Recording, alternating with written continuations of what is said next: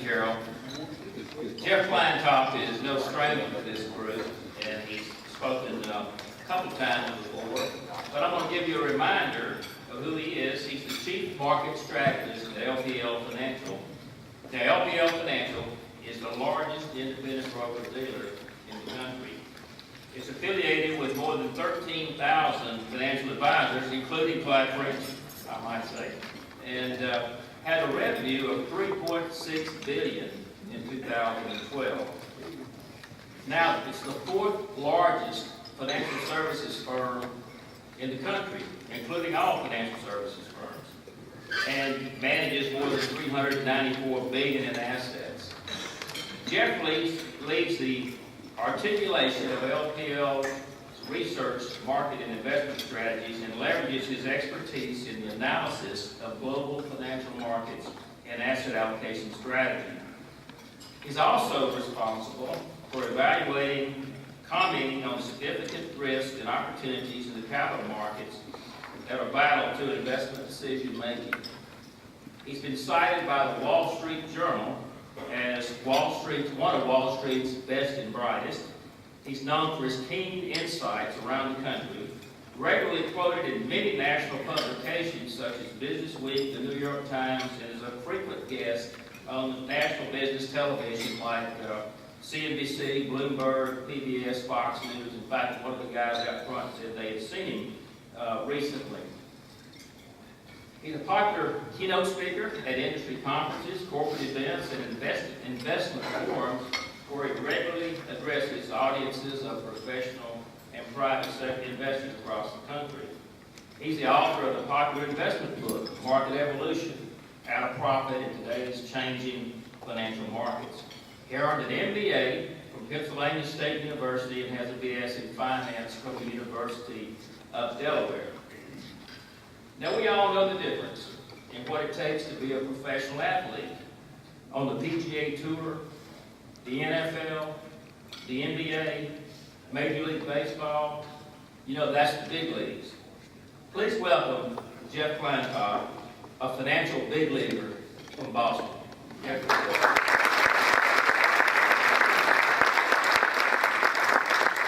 Thank you so much. It's great to be here. I'll be honest with you, I don't get out.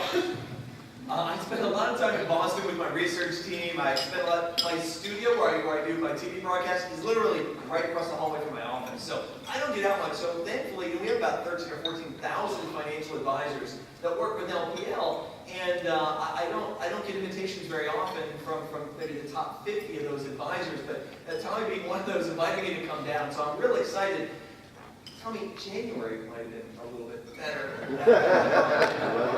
That's all right. That's all right. 97 every day. That's okay. No, I'm thrilled to be here. And one of the reasons I'm thrilled to be here is because when I do get out, I don't get to this part of the country that much. And so I'm really interested in hearing what your questions are, what you're excited about, what you're interested about, and we can have kind of a dialogue. So I'm going to talk to you a bit about where I see the markets and the economy and how we need to be prepared as investors in the second half of this year. But then I really want to have kind of an exciting dialogue here. So our view at LPL Financial is, this has been a weird year. It's been a really weird year. When we started this year, we kind of laid out our view for the year, and maybe like a lot of firms, put some probabilities on certain outcomes, right? I mean, you could either see this great year where everything takes off, and it doesn't matter that earnings growth is relatively lackluster, or that we have fiscal challenges, but the Fed is our friend, and markets are going to take off. That's kind of the bull case scenario, or the bull path. But then there was also the risk that we were going to go over the cliff this year, right? Remember all the fiscal cliff discussions, all the fiscal austerity here in the U.S. and abroad, the risk that could push us over the cliff, right? Big negative, bear path outcome. And then there was kind of this sort of middle road between the two extremes. We might bounce back and forth. Those are kind of the three ways that you might have seen all the markets take this year, one of those three paths. The weird thing about this year is not that the markets took one of those paths. The weird thing is that the markets took all three. The stock market took the bull path. The stock market said, it doesn't matter that companies aren't really generating much sales or earnings growth right now. It doesn't really matter that we've got these fiscal challenges in the U.S., what's going on overseas, Europe's in a recession, China's growth is slowing. It doesn't matter. The Fed is our friend. Stocks are taking off. They're 20% year to date. Commodities, on the other hand, decided this is an awful environment. Most commodities are down over 10% this year. Take a look at gold. Take a look at copper, or aluminum, or wheat, or corn. I mean, they are all falling pretty sharply. Oil's the only one that's kind of bounced back up and is hovering up here. And even natural gas prices have come down here lately. We have seen commodities they've gone over the cliff. In part because U.S. demand's been relatively weak, manufacturing in the U.S. is pretty much flatlined here lately. Well, certainly in Europe it's negative, and in China it's slowing very, very rapidly. Still growing, but slow. And so commodities have responded to that. They've fallen sharply. So we've had a year where stocks have followed the bull path, commodities have followed the bear path, and the bond market is right in the middle. Bond returns are basically flat this year. Interest rates have gone up and gone down, and we've gone back up a little bit, but the return in the bond market, you put some money in there, you get your interest payment, and what happened to the price of that bond? Basically zero this year. So you had 20% gain for stocks, a 10% or more decline for commodities, and bonds right in the middle. It's a weird year. That doesn't usually happen. Markets don't usually disagree that much around what the investing backdrop looks like. But to take it one step further, real briefly, even within the stock market, there's disagreement right now. You know those gains we've seen this year, 20% for the S&P 500 index? It's all come on Tuesdays. Yeah, it's weird. Mondays are basically flat, Fridays slightly negative, Wednesdays and Thursdays are a bit mixed. All the gains we've seen this year, about 19 of the 20%, has come on Tuesdays. It's just weird. I can't figure it out. There's been some data that comes out on Tuesdays, and sometimes the Fed has some announcements. But bottom line is, the days of the week don't even agree on what the backdrop is for investing. So it's been kind of a weird year. So as we look to the second half, what's going to happen? I think these markets are going to converge. I don't think they're going to continue to disagree. I don't think the days of the week are going to disagree. I don't think stocks and commodities are going to disagree. I think they're going to converge on the path of least resistance, which I think is from modest up positive rates of return for stocks and bonds. Think low single-digit returns, maybe mid-single-digit returns for stocks. Be a good year overall for stocks, but with a lot more ups and downs than what we've seen so far this year. Now, in the last month, we've seen stocks move up and down a little bit, but for most of this year, they've been pretty flat and chugging higher. That's going to change in the second half. Why? We've got a big debt ceiling battle coming up. We've kicked the can down the road several times, but it's coming up in a more significant way later this year, and the common ground between the parties is gone. Right? We've extended the tax cuts for the middle class, and we've found the common ground. Bottom line is there's not a lot of common ground. And the right believes in markets and the left believes in mandates, and there's not a lot of common ground at this point. That's going to be a pretty big fight. We've also got the continuing resolution funding in the federal government running out at the end of the fiscal year on September 30th. That's going to be a bit of a fight too. So that's coming back into play. The Fed has been our friend for a long time. There's a very strong correlation between the stock market going up and the Fed buying bonds. Their quantitative easing, or QE program, you've probably heard about. This is the Fed essentially creating money and buying bonds, putting money essentially into the banks out there. It's worked real well for the last 5 years. Incrementally, it's becoming less and less effective, and the Fed is looking to end that program. Begin to slow it later this year and end it next year. Anytime the Fed has taken a step back from this program in the last 5 years, stocks fell 10 to 20% within no time at all. That's the concern in the second half of this year. As they begin to pull back, do we see that kind of knee-jerk reaction in the stock market? Probably see some kind of reaction. Maybe it's not 10 to 20%, maybe it's 5 to 10, but you probably get some of those ups and downs around that transition in policy. So they've gotten so used to and become so ingrained in the markets over the last 5 years. And then finally, looking abroad, Germany. September 22nd, the big German election. Angela Merkel, Parliament, everybody's up for re-election come September 22nd. It's a big deal. Germany is essentially financing the Eurozone right now. And the Eurozone is not in great shape. Parts of it stagnating, like the German economy, basically flat GDP. France and other countries are in recession. They're contracting. Other parts of Europe, Southern Europe, is in depression. Economies like Greece have shrunk. They contracted by 20 or 30% from their peak. I mean, Great Depression type contraction in their economies. And trying to hold all this together has been Germany.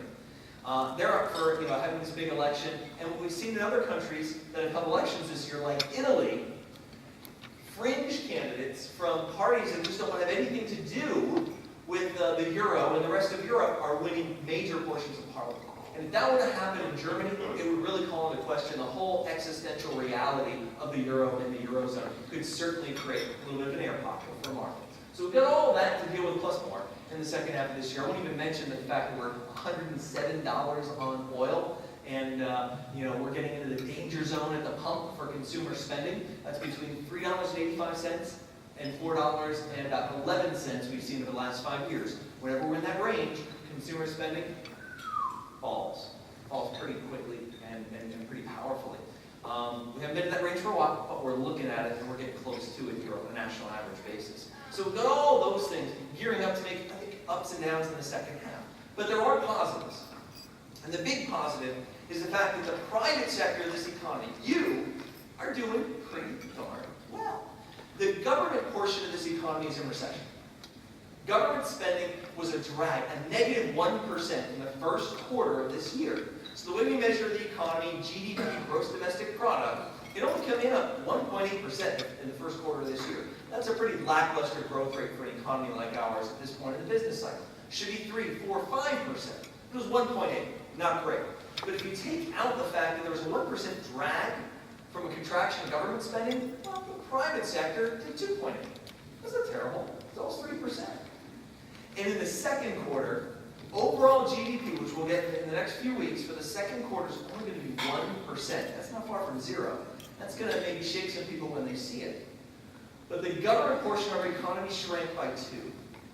Their contribution to GDP was a negative 2 percentage points because the sequester, remember the mandatory spending cuts across the board, kicked in right around the beginning of Q2. And the impact of that was $80 billion, but we annualized GDP, so it was like 360 as a percent of our economy, it was 2% of our economy.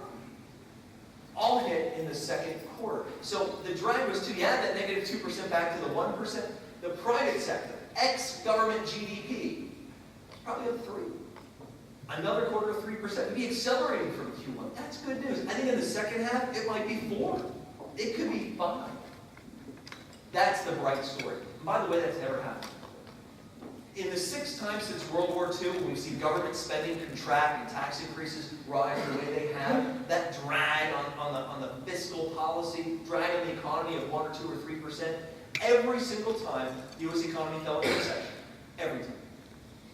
Every time the stock market fell into a bear market, on average, a 21% decline. Every time. This time is different. The private sector of the economy is stepping up. In the second half of this year, the government portion of our economy will shrink to the smallest percentage in a decade. And at the same time, the private sector is stepping up. Not just in terms of this weird esoteric thing we call GDP, but think about employment.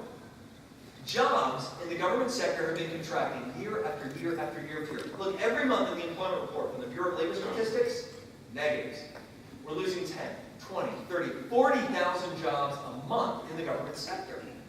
But the private sector jobs have been rising about 200,000 every single month for much of the last 2 years.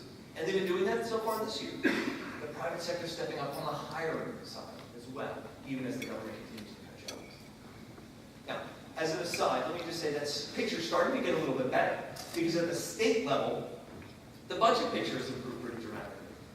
In part because states are forced to balance their budgets every year, unlike our federal government. They've had to cut. They've had to raise taxes. And the result of that is they balance their budgets. Take a look at California. 3 years ago, $60 billion budget deficit. This year, $1 billion surplus. The discussions in the California state legislature have gone from what taxes do we have to increase, how many teachers or firemen or policemen do we have to cut, to, hey, who can we hire back? How many bridges can we fix? Can we cut taxes? That's the discussion taking place. It's a pro-growth discussion. It's happening in California.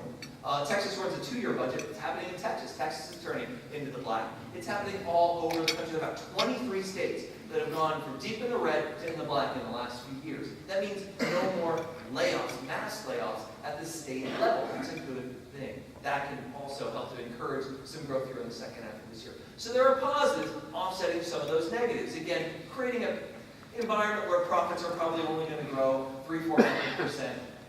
But that's enough to keep the stock market, I think, gradually moving higher, but with a good bit of volatility. Now, bond interest rates are headed up. It's easy to make that prediction. Because interest rates at the beginning of this year were the lowest they've ever been. And by ever, I don't mean the last 10 years, I don't mean 20 years, I don't mean since World War II, I mean ever. I mean, since we've been a country. I mean, since 1798 when we started issuing bonds. We've never seen interest rates this low. Pretty safe bet that they're likely headed higher, particularly as the Fed stops buying them so aggressively to try and keep them down.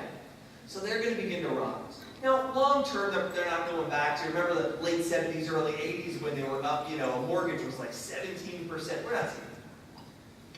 But we're probably going to see towards the end of this year the 10-year Treasury note yield maybe somewhere 2.75%, maybe even 3%. A few years from now, 4.5%, maybe 5%. That doesn't sound very high, and it's not. It's not going to choke off investment. It's not going to kill the housing market. By the way, housing doesn't have to do with interest rates, believe it or not. Yes, there's an affordability element to it, but it's about how willing banks are to make loans. It's the availability of capital, not the price of capital, that historically has always marked turning points in housing. And right now, banks are more willing than they have been at any time in the last 5 years to make a home loan. But the cost of it's not. It's not going to kill housing. But as we look to this rise in interest rates, it has profound implications on the bond market. You see, as interest rates rise, bond prices fall. This year, probably a 0 return in the bond market. On average, all the bonds out there, corporate bonds, government bonds, you name it, on average, probably flat. But that's good news for the second half because they're down so far this year. So you probably see maybe a 2% gain in the bond market here in the second half. But with a good bit of volatility, ups and downs as we transition through this environment fiscally and for monetary policy from the Fed that kind of creates these ups and downs in interest rates. So modest returns in the bond market. Looking over the next several years, you have to think differently about where you get income. It's not as easy as it's been in the past. This is a really important point. For the last 30 years, you've been able to buy bonds, and you got a nice return, 6, 7, 8%. It was nice. And you had very little volatility. It wasn't like stocks that went up and down all over the place. Bonds were steady. Had nice rate of return. Could sleep. Those days are over. They're just over. It's done. We've gone from 17% interest rates to 1.7. It's not going anymore. It's not going negative. That's beginning to rise again. And so you're going to struggle to make money in the bond market. Very, very low rates of return coupled with a lot of volatility. There are ways to get income. There are some interesting ways to get income. MLPs on gas pipelines make a lot of sense. Bank loans can make a lot of sense because they actually pay you based on interest rates floating higher. So as interest rates go up, they'll actually do more. And you won't see that price depreciation as rates go. There are a lot of different interesting new ways to think about getting income. It's not that you can't have income. You have to get it differently. And it's a different world from an investment perspective as you look at where sources of income. So that's really important. That kind of starts this year. This is the first year of what could be a 30-year bond bear market. We were in a 30-year bond bull market. But the tide is turning there, but you have to be prepared for it. And the stock market, as I said, volatility, modest rates of return. We're not in some dramatic shift in the stock market. Stocks are at all-time highs. Yesterday, today they're down. S&P's down by 3 points, no big deal. But it just came back off of all-time highs. But it doesn't mean they're expensive. The stocks are the highest prices they've ever been at. But the way we value stocks isn't on their price, right? It's their price relative to something. It's their price relative to their dividend, or price relative to their cash flow, or relative to their earnings. And the earnings per share are actually also at the highest level they've ever been. That means stocks, if you take the price and divide it by what they earned over the past year, are trading at about 15.5 times earnings, which is actually fair. It's not cheap, not expensive. If we look over since World War II, over the last, many years, many cycles, business cycles, boom and bust, markets don't tend to peak out. The stock market doesn't peak out until that gets to about 17 or 18. Every time, 17 or 18 before the market's done. And we're at 15.5. We've come from 13, so we're halfway there. We've probably got a couple of years to go before we get to those peak valuations. And we need to be very concerned about another big pullback in the stock. So that's kind of some perspective on where stocks are headed, where bonds are headed. One last point, stocks are up a lot this year. And I know a lot of people are wondering, well, why? You just talked about, lackluster economic growth. Profits and revenues are pretty flat. Why are people buying stocks? Well, it's an interesting question. But the answer is, They're not. You're not buying stocks. Individuals are not buying stocks. They haven't. They haven't bought stocks last year or the year before that. They've been net sellers for years. This year they're flat. This is the first year they have been net selling. They're not buying. Individuals, you all are not buying stocks. Foreigners are not purchasers of U.S. stocks this year. Nope. We've seen outflows there. Corporate insiders, executives, CEOs, they're not buying. They're selling their stock options, their restricted shares at a ratio of 20 to 1. So who's buying? The corporations themselves. We've seen a record-breaking number of share buybacks this year. That's corporations taking their cash and instead of hiring people or investing in new facilities and new operating structures, they're pouring it into just buying back their own shares. Why do they do this? Well, they do this for a few different reasons. One, cash isn't doing much for them. But two, they're able to increase their earnings per share. Not increasing their earnings, but their earnings per share, right, divided by how many shares are out there, actually goes up when he takes some shares out of the system. So that's why we're seeing maybe 5% earnings per share growth in the second half of this year. Nearly all of that coming from fewer shares, not faster earnings. That's who's buying shares this year. Now you can say, well, that just sounds like smoke and mirrors. That doesn't sound like a sustainable environment. Corporations are buying back their own, so that's got to end bad. Well, I don't know. They've got a lot of cash. They're likely to continue to do it all through the second half of this year. In fact, during this earnings season right now, big companies reporting their earnings. We're listening to that very closely. And what I'm hearing, new share authorizations. More buybacks being announced. More. They're going to continue to spend. That's going to be a durable theme through the second half of this year and help to support earnings per share and probably the price of these stocks throughout the remainder of this year. Maybe even the next year. Hopefully next year we're on a little bit better economic footing. We made this transition with the Fed. We made this transition with fiscal policy here in the U.S. And maybe Europe's in a better path. And we can actually start to see individuals get more interest in the stock market and start to put some money in there and diversify who's buying stocks. But right now, it's corporations themselves. But that's likely to continue in the months and quarters ahead. So let me pause there. I gave you kind of a broad swatch of what I see going on in the market right now and some of the key issues. Let me just ask any comments or questions or thoughts on anything I covered or anything I didn't. Yes? Inflation. Oh, one-word question. But it says a lot. It only needs to be one word. Where is it? Why is it? Inflation. We're looking at about 1.5% inflation right now. It's pretty mild. And with all the money the Fed has printed and pumped into the banks, why are we seeing more? And the simple answer is because it's still sitting in the banks. They're not making a lot of loans. Loan growth is only up about 7% year over year. Now that may sound like a fast number. It's not. It should be in the double digits right now. And it's not there. So the money's staying contained. It's in a box inside these banks, and it's not getting out there into the system. That's one reason. Two is that there's so much spare capacity right now. U.S. factories are only running at about 80 to 85% of capacity. Nowhere near where they need to be to actually want to begin to increase prices as opposed to expanding output. There's an abundance of labor around the world. There's cheaper labor here in the U.S. We know, unfortunately, job growth has not kept up with economic growth. And so we've got excess labor here in the U.S. It's keeping labor prices down. That's one of the key links in inflation. You've actually got to start to see wages go up to see inflation get sustained. We're not seeing that in China, Vietnam, Cambodia. Many parts of Africa are competing in a world where there seems to be almost no floor to wages.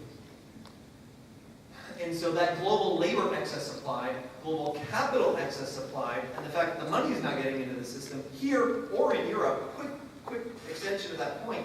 In the U.S., half of the businesses in the U.S. have less than 500 employees.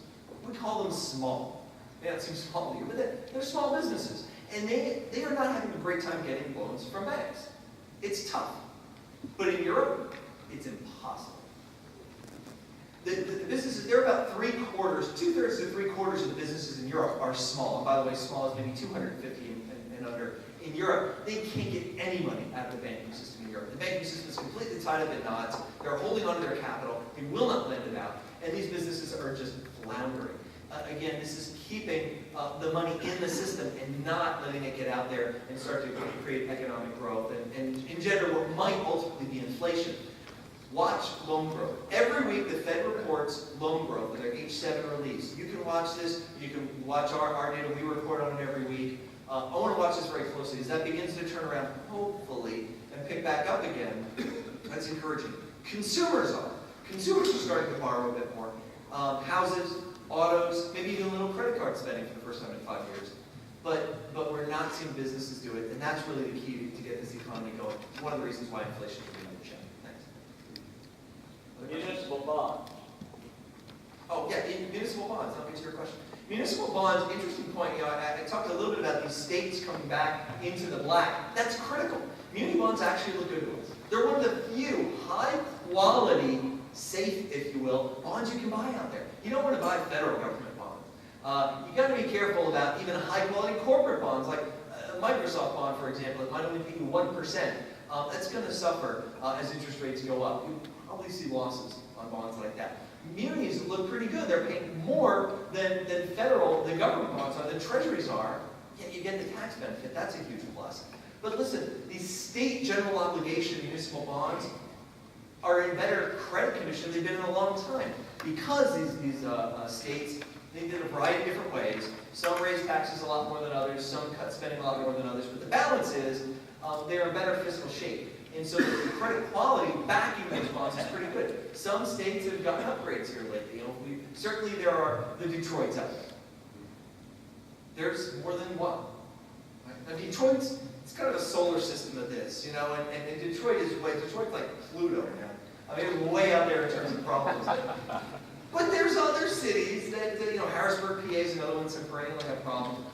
There are many of these that do have some issues. And I'm talking about short-term issues here. They all have long-term pension and other post-retirement benefit issues.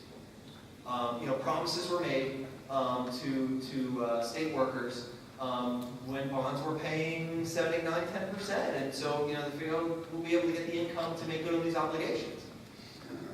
2.5. You just can't get there. So tough decisions are going to have to be made. In some cases, bankruptcy will be the way that we're forced to make those tough decisions. I hope that's not the case. I don't think that's going to be the case in most situations. But there are some states, there are some revenue bonds tied to certain projects that are in trouble. But they're a tiny, tiny, tiny portion of the municipal bond market. State level, general obligation debt looks pretty good to us. We'll recommend it. Great question. That was thank you. So I'm just curious what your outlook on M&A activity is in the second half, and then also given the volatility what the IPO market might look like. So you're going public? So M&A and IPOs, interesting environment. M&A, you would expect, would be booming, right? Mergers and acquisitions. When businesses have a lot of cash, interest rates are relatively low, and you just can't drive sales. You just can't drive revenue. What do? You buy? You buy a smaller pier, or you buy a pier in another region, or overseas, and you combine that and try to find efficiencies, and you grow your revenue that way. It's normal. It's happened every time. It's not happening right now. Businesses are still focused on austerity. If you look around, yes, there's some hiring taking place, but pick some of these earnings reports. The financial sector. I mean, J.P. Morgan released unbelievable earnings numbers a couple weeks ago. But what came along with that? Oh yeah, 19,000 more job cuts. They're still cutting. They're still finding ways to reduce costs. They cut, through the fat, muscle, they got to be hitting bone at some point. That's where they're at. So they're not looking to do acquisitions where, that'd be even more cutting. They're just focused on optimizing their current business mix. So M&A, I think, would normally need to begin to pick up here, should be picking up here. It hasn't yet, but I think the tone in corporate America is starting to change a little bit, and so we might see more of those deals in the second half. IPOs, really since, I guess, Facebook, that kind of debacle, there hasn't been a lot of IPOs coming out, even though the stocks are all-time highs. It's been quiet. And that's been a little bit of a drag on transactional revenue for some of the big investment banks. But it also says something about how businesses are less willing to subject themselves to the vagaries of the whims of capital markets, of things they can't control. And most businesses are much more comfortable being private longer than they were in the past. They're less thrilled to take other people's money and then subject it to the quarterly up and down swings. eventually that'll begin to change. But it's a symptom of a broader problem, which is just the demand for capital just isn't there. Businesses aren't borrowing, and they don't feel the need to do IPOs to get the money either. We're just not seeing that kind of aggressive expansion. We need to see that. It's a normal, healthy part of the expansion, healthy part of economic growth and recovery. It's probably not likely in the second half. It's probably a 2014 phenomenon, and maybe a bit into 2015. My concern is that as we get to late 2015 into 2016, that may be the end. It might be the end of this business cycle. It might be the next recession. And to that point, the Fed's told us they're going to probably look to raise interest rates. At the same time, they might need to start selling this, what will be at that time, $4 trillion worth of bonds on their balance sheet. I don't think there's any way to get out of this without triggering some recession. And so, maybe we get that M&A come back, maybe we get that IPO come back before that. I hope we do, but if we don't, it could be a long time before we see that kind of capital use. I have time for one more. Yes. Gold, other commodities? Gold, other commodities. Commodities have been in this pretty dramatic downturn because of this lackluster emerging markets demand. And I think that that is hopefully going to begin to improve next year as China begins to stabilize. But gold's an interesting one. Gold is really around consumer growth, a middle-class consumer in India and China. And incomes in India and China are growing pretty rapidly, averaging about 10% a year. And they don't tend to go down to the corner bank and put their money in there. They tend to save for a new house, or save for a car, or save for a marriage by buying gold. And so as we see better economic growth in India, that's beginning to pick back up again. Hopefully, it's still weak and it's slowing presently, but the trajectory we see is that it begins to turn around next year. That may begin to turn around physical demand for gold, which is critical to get that picture turning around. In the meantime, it's still pretty soft. We don't have a bright outlook for precious metals here in a second. Thank you so much for your time and attention.